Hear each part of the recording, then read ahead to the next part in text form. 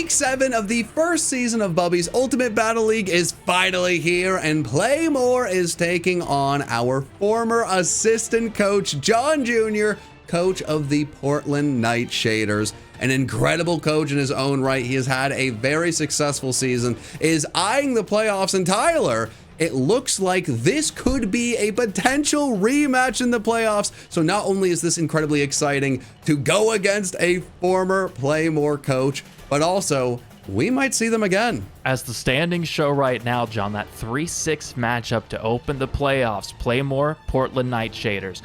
Obviously, the way that this match goes and the rest of this week goes will determine how things ultimately shake up.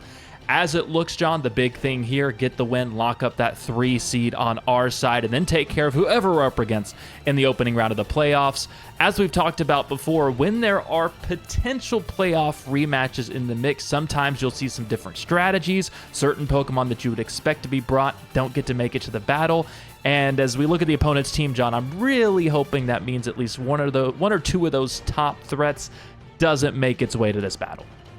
I see what you're saying there, Tyler, but when I look at this team, I see some terrifying Pokemon, and then the bottom of the list has a Terra Captain, and then 3 Pokemon I've used many times in Draft League myself, very successfully. So while we may see some crazy sets, I think no matter what the opponent brings, we are seeing 6 very scary Pokemon.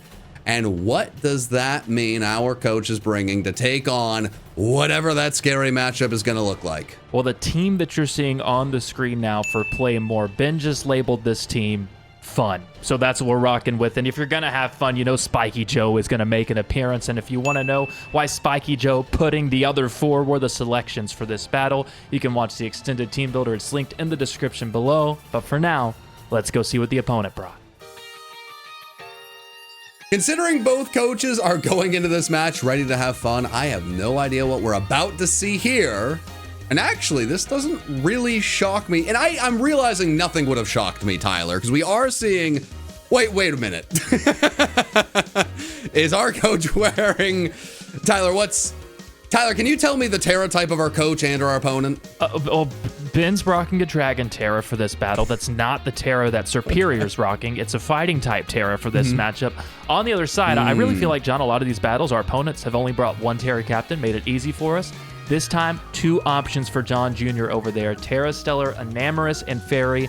Dusknoir. One of those scares me a lot more than the other. I will not specify which one is which. That's very fair, Tyler. And before we get into the match, I have to bring up our sponsor, as always, play-more.store. Now, if you haven't grabbed a Bubby by now, what's wrong with you? There's still a few left in the store, but I wanted to let you guys know nothing new is available yet. But it has been confirmed that we will have a new winter drop coming sometime in the future. I don't have any more details beyond maybe you'll see a new Bubby, maybe you see some exciting things. Stay tuned, be excited for that. A little bit of a sneak peek here, but we're leading off with something cool, Tyler. Let's get into this fun battle. All right, we found out, John, we didn't even realize this, but Coach told us this battle, we're breaking a streak on our side of a different opening Pokemon every battle by bringing Dragonite as a repeat, and he's going to be going up against Swampert to start things off. I don't know if this is good or bad. I've just become suddenly enamored with the fact that every time Dragonite goes out, it says Go Goat, and I did not notice that until now. It took the entire regular season. Well, I do think this is a good thing, as the opponent did tell us Lions do not go for non-attacking moves. So the weakness policy may be popped immediately.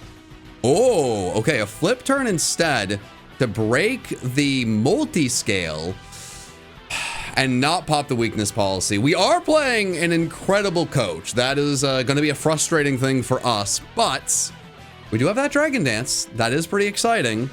And now, I think Ben probably has to switch and our plans are thwarted, which would be upsetting. But I hope we just have fun here. Fun.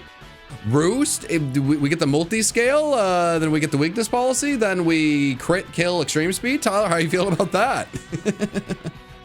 Well, it's overall extremely scary because no matter what you do, chances are this thing is probably Scarf, so you're going to be Extreme speed is it's going to be your only attacking option, period, against this thing, as long as it's in, as long as you are taking on this matchup. I do like having the option to get the multi-scale back so you can at least get some information on what this thing is, although I think we're 99% sure that that's the set, and the outspeed there, I think 99% sure, confirms that it is that Choice Scarf set. And the multi-scale did nothing. Well, the multi-scale is broken. Yeah, that's what I'm saying. It would have we didn't get the roost, we didn't get the multi-scale back. We got the information side of things. Yeah. Which I think they're forcing the Terra this early. It's not great to have Dragonite down, but its position as being the opening Pokemon lets us know that that's not a dire loss that we can't come back from. Yeah, you very quickly see what kind of battle this is going to be. And I don't say like a bad battle, but like kind of a bit of a goofier battle. The plan was lead Dragonite, Dragon Dance, wreak havoc. Unfortunately, the opponent said, no, I have the perfect plan. And truly the perfect plan, like flawless. So now we got to bring something else in that will hopefully ruin their fun plan. Now I'm going to be honest. Choice Scarf Enamorous is not very fun. That's a little bit more straightforward. I'm expecting a little bit more tomfoolery, honestly. I'm hoping that we see some toms and some fools. But for now, it looks like the coach is gonna take it a little bit easier, a little bit more straightforward. I like what's going on here. Maybe a big earthquake to demolish the Archaludon Manning switching in. That'd be kind of cool. That's actually the only thing. We had a long conversation on Archaludon coming into this battle. Expect as you're watching it to hear Archaludon quite often in this battle. It has an arch, doesn't it? And it plays at Texas. What do you want? They didn't name him Arc Manning. You think Arc Manning would have been the #1 prospect? No. Arch. No, I think the name alone would have dropped him to like exactly. 5. So you make a good point. I do make a good point, but we do have to switch here on the Swampert. And I'm hopeful this is where things can get a little exciting, as this Superior set is a very, very cool one. We got the Leaf Storm, of course, we got the Terra Blast, Giga Drain, and that Mirror Coat if we are able to get the right Pokemon to come in. And we might be bringing in the right Pokemon right here with that flip turn. That is beautiful to see, Tyler. Yeah, I think the only part of that sequence that Ben probably doesn't like is he had let us know he would have preferred to keep Iron Treads into the late game because of that booster energy. I think the only trade-off that happens there is it's used up. You don't get to use it at any point in the battle, but Treads is strong enough, it's bulky enough, that I don't think that that's going to be a huge issue. And to put yourself in a spot here, because of the way this battle opened up, we talk about momentum all the time and gaining it back, getting back ahead. Ben has an opportunity to be able to do that, and at this point in the battle, you take that trade-off to try and force some action in your way. Yeah, I'm going to be honest, in all the battles we've covered, this has been the most difficult for me to really kind of get in the coach's head. You know, we had that sacrificial Dragonite lead, and after that, you know, it was just on the back foot. It doesn't look like the coach is stressed. It's so early in the battle. It was always planned where Dragonite, hey, could do a ton, could do absolutely nothing. So it is very, very interesting at this point to see where Ben can hopefully claw some momentum back. I do feel like this could be a good matchup with the Terra. It is fighting, but we are seeing potentially a switch immediately, and this is where it is. I would anticipate here probably Ben is guessing U-turn is the move. That's what he's got on the expected set for Zarude. I don't like. Who knows if that's what's actually used, but I think that one of the moves we've seen so far, looking at the expected sets that he gives us coming into these battles, it's not what we know is going to be on the opposing Pokemon. It could be a move he's guessing for that isn't actually on there at all. That's the anticipation, and here it come back to bite, as that is a great read on the side of JJ. Yeah, that's really a fantastic read. I assume with how well our opponent is playing, I assume they can see this Mega Horn coming from a mile away. But if not, this would be the best possible way to claw back some momentum very, very quickly. But no, okay, that was unfortunately expected. Well, this is where you see coach and former assistant coach. You know, we've talked about coach and friend going to battle, coach and, well, twice this year it's been coach and a friend going to battle, and Now you have coach and an assistant coach that was in there in the meetings, designing teams, doing mocks together against each other. There are going to be a lot of reads made in this battle, and I think it's going to reach a point, if you're Ben, where you almost have to simplify what you're doing, knowing that on the other side, there are going to be a lot of big predictions taking place. And so all of a sudden, you have to take into account not just what you want to do in this spot, what feels best in this spot, what are they anticipating that I'm going to do in this spot, as well as they know me as a battler. Yeah, and I think as you said all of that, funnily enough, you might have needed to say that to the opponent, who very clearly started overplaying at that point. You know, that is the easiest mock punch. You have all the momentum in the world. I mean, sure, Ben could have switched into the Scream Tail there, and Facade would have absolutely nuked it, but it just does not make sense to sit in there and let Conkeldurr take all that damage. Obviously, the crit is super unfortunate. Conkeldurr known for Drain Punch. Some people are saying that Machamp should have some of these moves, and it's just the worst thing that Pokemon's ever done. A travesty to give this stupid clown Drain Punch, Mach Punch, but not my sweet baby boy Machamp. I don't understand what's going on there. It's just, I think, too big of a prediction, you know, and like really putting too much on Drain Punch to get that health back when Conkeldurr was in a fantastic spot. You'd really just dominated the battle.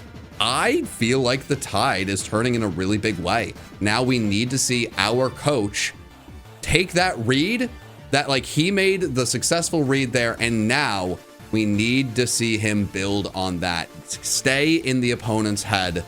I've always said it's easier to predict a really good player than a lesser player, because they're always going to expect you to do the what feels like the best possible move for you. The best possible move, fighting move, hey, switch into the Scream Tail. You predict that, you make a much better move instead. Now we have a set that you cannot predict. Perfect. What I'm saying, in his head, you get that switch out, and all of a sudden we are setting up with Scream Tail, physically offensive Scream Tail. Yeah, you know, on the point of predictions, like if you predicted this, good luck. I mean, these are the kind of sets, and it's what makes Draft League so fun, and especially a point in the season like this, where, like we said earlier, this is a matchup we could see again in the playoffs. Both coaches know that, so they don't want to show all their cards, but it actually turns into a situation where you reach deeper into your bag and grab some cards that, like, when you think about all your cards, you're reaching for the ones that normally would be brought up by that phrase. You're grabbing the ones that you would never use in any other scenario, and this is your chance to throw them out there. Yeah, absolutely, Tyler. Absolutely, as we see Cursed Dusknoir. Okay, that is very, very interesting. Wow, okay. Not what I expected to see at all. I appreciate JJ immediately then backing up our statement. Yeah, absolutely. By doing the backing same up. thing. I mean, and back to, you know, what I was saying with the Conkeldurr, like you don't know what to expect with these sets, and if you get a little bit too bold, and then I mean, that's a very straightforward Conkeldurr, like a very straightforward set. You probably want to play a little safer with a straightforward one. Be a little bit riskier with Uncle Rick over here. Now, the interesting thing is Ben about to make the same mistake that JJ made, or is he in JJ's head? Boom. Nope. I love this, Tyler. I really love the back and forth. And there's Archaludon Manning. Wow, that would have been great. That would have been great. It's such a weird but fun battle where both sides, I mean, it sounds dumb to say this because it's a Pokemon battle, and half of Pokemon is strategy and the other half of competitive is the predictions of what's going to happen on the opponent's side. The prediction half of that equation is really overriding the actual strategy part, because so much of it is less what do I want to do, and all of it is leaning into, on both sides, what do I anticipate the opponent is going to do, to the point now that we've seen on one side JJ over accounting for that, like you said, not going for the Mach Punch, then Ben going to the other extreme and saying, okay, they've learned their lesson, they're not going to make these switches, he's going to stay in. Nope.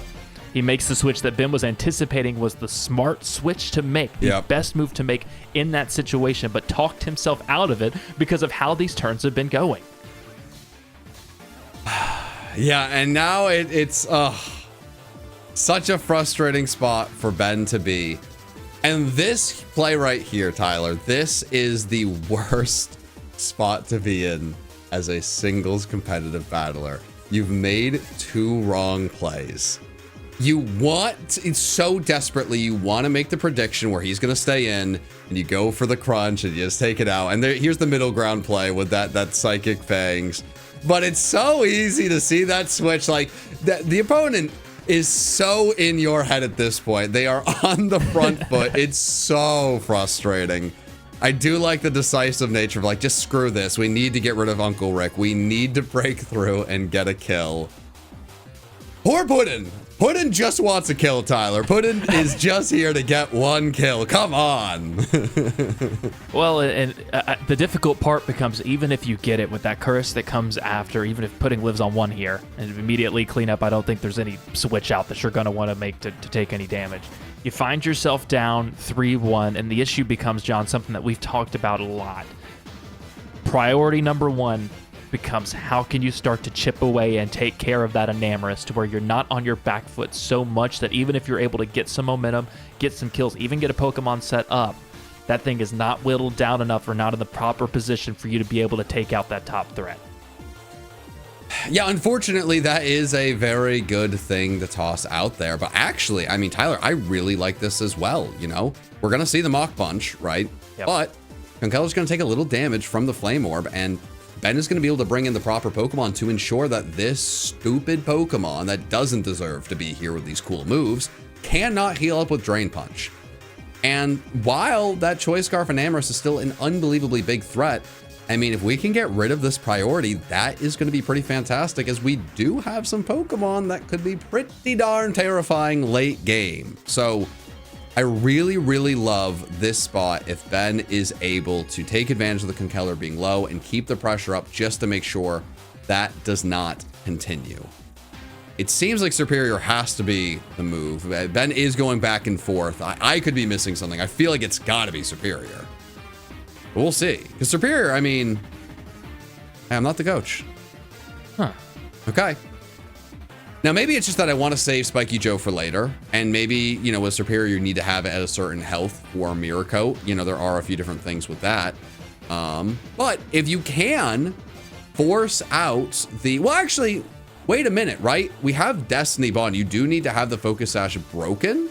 So that Mach Punch into this, you know, breaking the Sash could actually be ideal so that we could Destiny Bond the right Pokemon.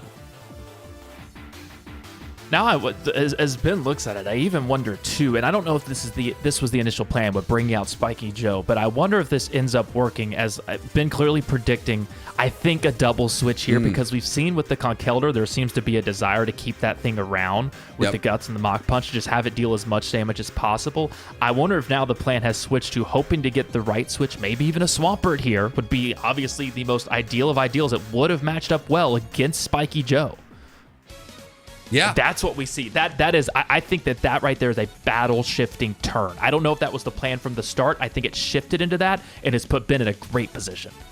No, I'm absolutely with you. And it was what I was talking about earlier. You know, at least for me, when I was battling, I think the most exciting thing was battling against a player like of the caliber of John Jr., where fantastic player making a lot of fantastic predictions.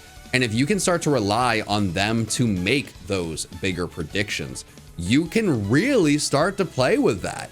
You know, by bringing in Overquill, there is a correct switch in there.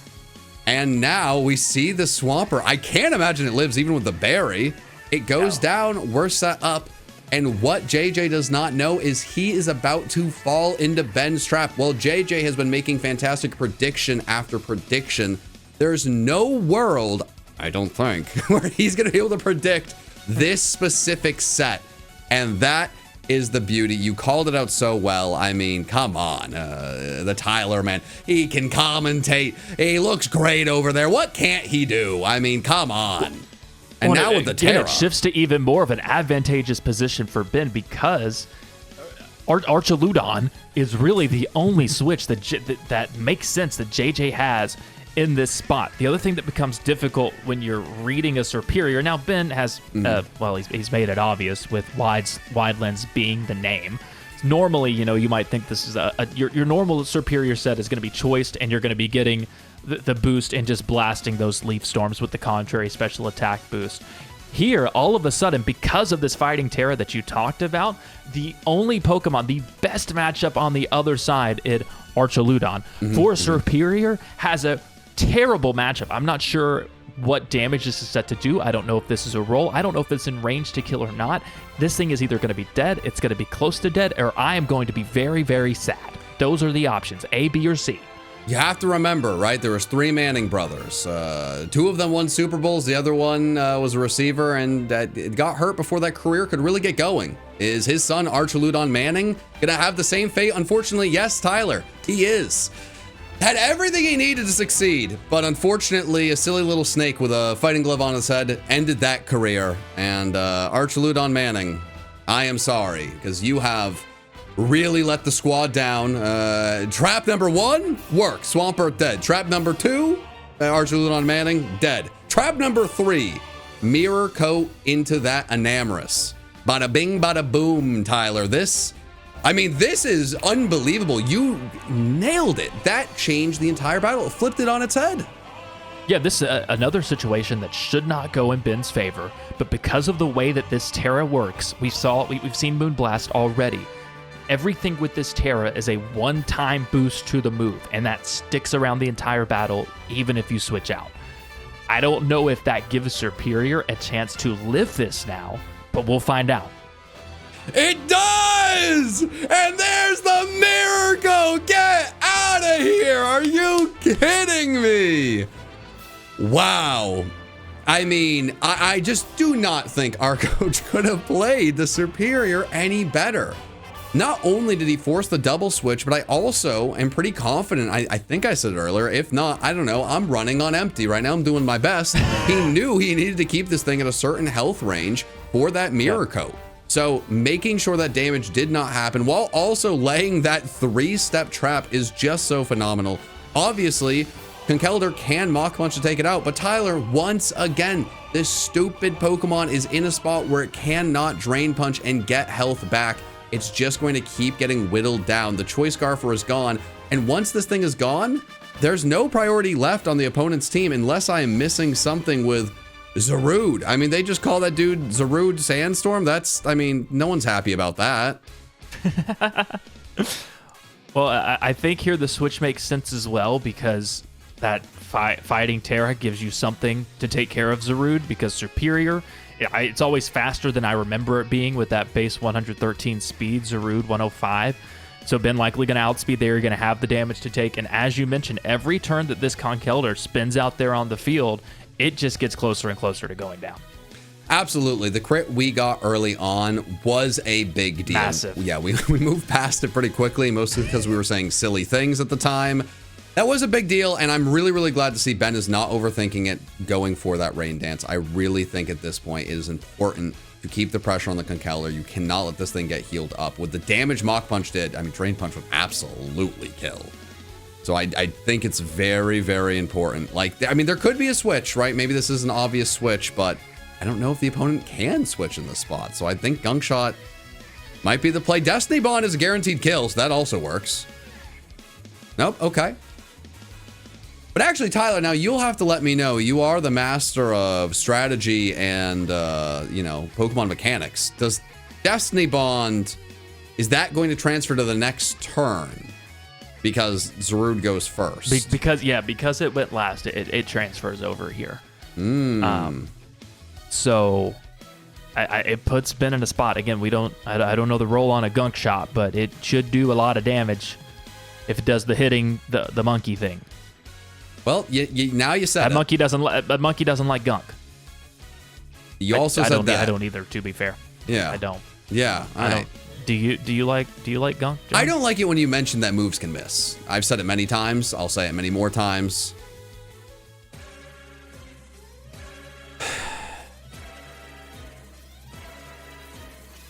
What, Ben? Tyler, if the earbuds were not under my shirt, and it would be annoying to get up and leave. Opening round of the playoffs, every Pokemon on this team, Wide Lens. If there's a move of less than 100, Wide Lens. Everyone. Let Superior be an example, a leader, a mentor, a guiding light to this team. Wide Superior lens, has Assault Vest. If it's not 100%. Wide Lens. Wide Lens. Wide Lens. Name them Wide Lens. Wide Lens. Ben, you are a shining light. You are perfect. Do not listen to him. He did it again. He did it again. And, you know, it's upsetting. It's discouraging. It hurts my feelings, but it's okay because we're going to move past it. I'm locked into the seat. I'm kind of stuck. I'm stuck here. And we have the frog. We have Bubby, right? I've teased some exciting things for the future of Bubby here.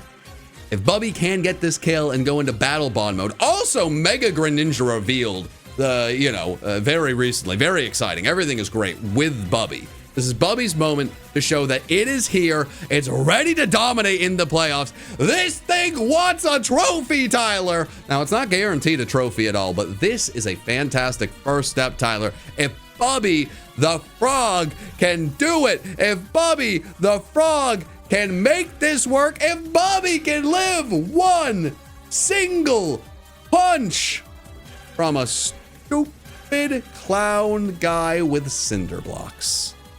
Oh, we have water shuriken. Okay, so that was guaranteed, Tyler. Way to survive, Bubby. Hey, sometimes you can see the battle is done and it's hard to commentate and keep the excitement. So sometimes when you just miss something, you have the coach do whatever that is. And that's just electric. The man is an electric factory. It doesn't matter how many times the announcers together, we're in it. We're a team. I'll let you raise me up and drag me down with all the wonderful things you do over there. And some of the, yeah. Yeah. But you know what? This coach, he is a factory of electric moves, sets, strategies. I'm really incredibly excited to see what this team can do moving into the playoffs. This was such a fun battle. Last week was such a fun battle. But it's really been an odd one, Tyler. We've positioned ourselves so well this season that by the end, we did not want to reveal any big strategies. Now, there's always a risk to that, right? You can look a little silly if you aren't using your best strategy, go into the first round of the playoffs and immediately lose.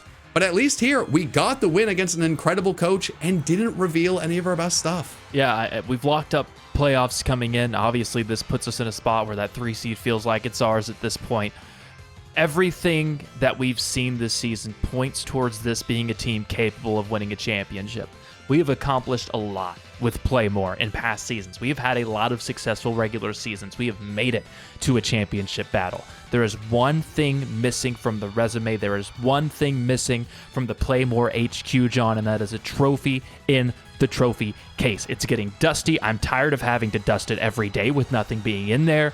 This feels like it has potential to be the year, to be the run for Play More to finish it off with a title, and it all starts with the playoffs coming up after this. Right you are, Tyler. Right you are. Ending this battle with Bubby the Frog, winning it. It feels like a good omen, and that next battle, that playoff battle, that one and done battle, click right here if it's up. If not, wait. You do not want to miss it. Regardless of what happens, it's been a fun ride, and we have at least one more stop.